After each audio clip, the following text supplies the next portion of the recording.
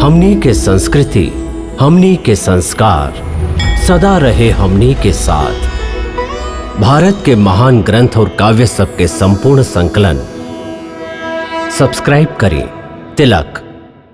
उमरत पिता के कंठ में अंतिम समय गंगा जल के बूंद बूंद टपकावत अपन पुत्र धर्म के पालन करे, या ओकर गांव के लड़कियन पर जे संकट आ गई है उनकर रक्षा खातिर तलवार उठा के उ डाकू लोग के मुकाबला करे, और जरूरी होके तो जान भी दे के अपन गांव के इज्जत बचावे।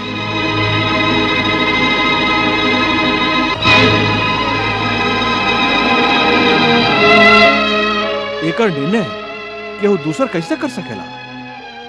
एकरा के धर्म के दोराहा या धर्म संकट भी कहल जाला। ऐसन परिस्थिति में वो व्यक्ति का करे?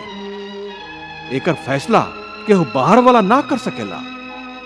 ई निर्णय ओकरे लेबे के होखी कि ओ समय ओकर पहला धर्म का हा। ओ समय ओकर आत्मा जे आवाज दे उहे ओकर धर्म हा। ऐसे हे अर्जुन, हर प्राणी के धर्म व्यक्तिगत होखेला।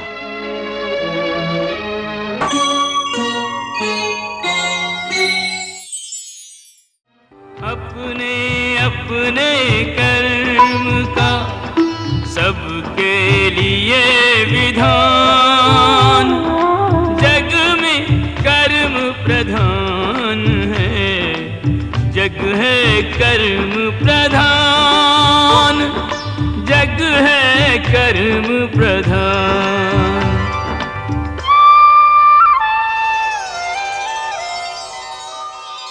हे पार्थ, हम इहवे तक जीवन मृत्यु के वास्तविकता बतौली कि खाली शरीर ही नश्वर है, आत्मा अनंत और अनश्वर है, जे शरीर के मर जाए पर भी ना मरेली। न जायते मृते वा कदाचिन, नायं भूत्वा भविता वा न भूयः, अजो नित्यः शाश्वतो अयं पुराणो, न हन्यते हन्यमाने शरीरे। जे एह आत्मा के मरे वाला समझेला या जे एह आत्मा के मारे जाए वाला समझेला, वो दोनों अज्ञानी बाड़न।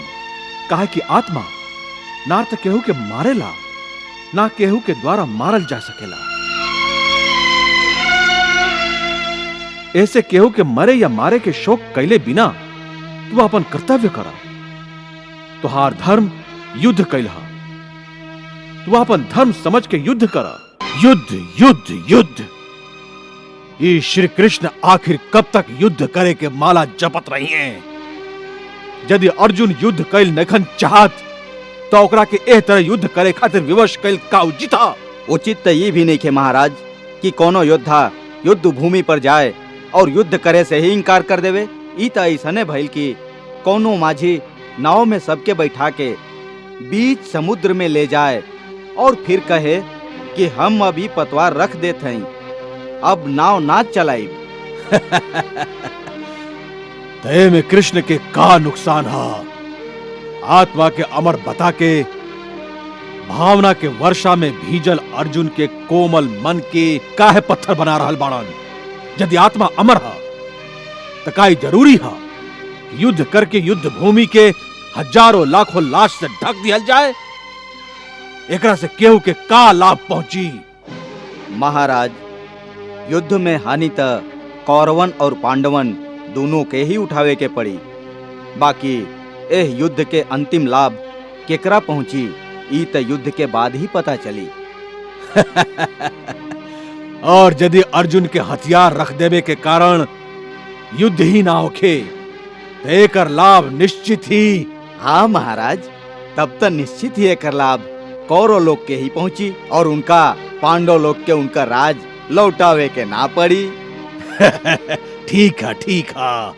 हे मधुसूदन, तू बार बार यह बात पर जोर दे रहल बाड़ा कि मन पर पूरा तरह काबू पाला तब मुक्ति के द्वार खुल जाई। बाकी मन के वश में करे के कोनो सरल उपाय भी है? उपाय तो जरूर है, सरल भी है, बाकी बहुत मुश्किल भी है। सरल भी है मुश्किल भी। एकर का मतलब हो केशव? एकर मतलब है कि यदि तू धीर मती वाला बाड़ा, दृढ़ संकल्प वाला बाड़ा, तो ई काम सरल है। और यदि तुहार मती धीर नहीं खे तो दृढ़ निश्चय ना कर पैबा। और यदि निश्चय ना कर पैबा तो जन्म जन्मांतर तक भटकत रहबा।